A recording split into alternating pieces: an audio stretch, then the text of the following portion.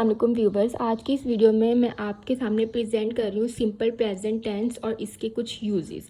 Usually जब हम अपने स्टूडेंट्स को प्रेजेंट टेंस करवाते हैं तो हम उनको वही ट्रेडिशनल वे में बताते रहते हैं कि जुमले के आखिर में ता है, ती है और ते है आता है।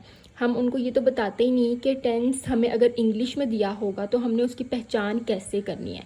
एक तो हम उसके जो हेल्पिंग वर्ब्स हैं और फॉर्म ऑफ वर्ब है उससे भी आइडेंटिफाई कर सकते हैं, लेकिन टेंस में जो बात की जा रही है ना उसके साथ भी हम ये देख सकते हैं कि टेंस किस कैटेगरी में। यहाँ पे कुछ यूजेस हैं सिंपल प्रेजेंट टेंस के। Number 1, it shows habitual action.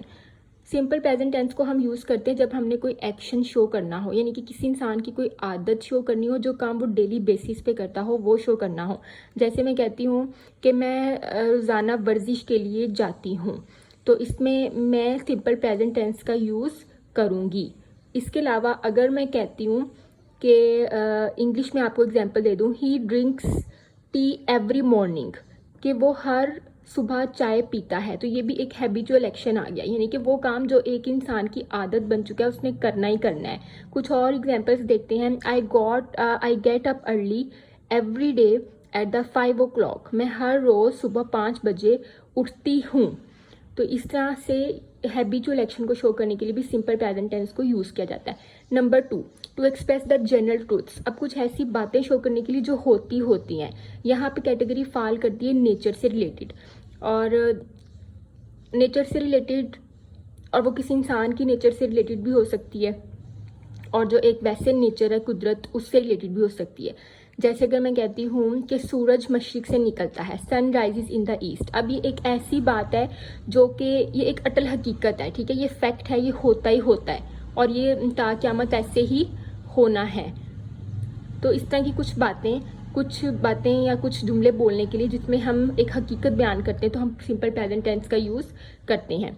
Number 3 पे आ जाएं। In exclamatory sentences beginning with here and there to express what is actually taking place at the present moment. अब एक्सक्लेमेटरी सेंटेंसेस से मुराद कि जब हम कोई बात करना चाह रहे हैं फ़ौरन उसी लम्हे में वो काम हो रहा है। जैसे मैं कहती हूँ here he comes, there she goes, here comes the bus, यानी कि उस लम्हे में जो काम हो रहा है उसको शो करने के लिए। और ये वो सेंटेंसेस होते हैं जो यूजुअली हेयर और देयर से स्टार्ट हो रहे होते हैं। ओके, इसके बाद 4th पे आ जाएं। To express a future event that is a part of a fix time table. ऐसे इवेंट्स को शो करने के लिए जो पहले से फिक्स कर चुके हैं, हमें कमिंग फ्यूचर में पता है कि ये काम होना है। जैसे मैं कहती हूँ my flight is eight 5 o'clock, कि मेरी फ्लाइट जो है वो 5 बजे की है। तो इस तरह के सेंटेंसेस, इस तरह की बातें शो करने के लिए भी हम यूज़ करते हैं सिंपल प्रेजेंट टेंस को।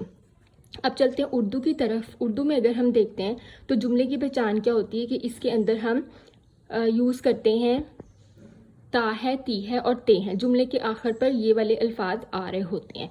उसके अलावा नंबर 3, टू एक्सप्रेस।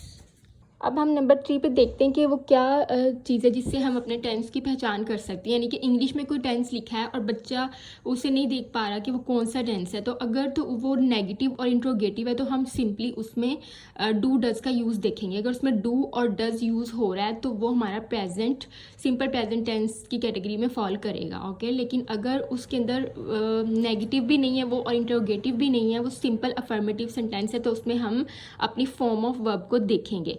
अगर हमारा सब्जेक्ट प्लूरल है तो एक्शन वर्ड है, उसके साथ एस और एस नहीं लगा होगा, तो वो हम समझ जाएंगे कि हमारा सिंपल प्रेजेंट टेंस है, ठीक है। लेकिन अगर एक्शन वर्ड के साथ एस और ई एस लगा हुआ है और जो सब्जेक्ट है वो सिंगल है तो फिर भी हम समझ जाएंगे कि वो हमारा सिंपल प्रेजेंट टेंस है। तो ये कुछ पॉइंट्स थे जिससे हम देख सकते हैं कि सिंपल प्रेजेंट टेंस की क्या पहचान होती है इंग्लिश में भी और उर्दू में भी।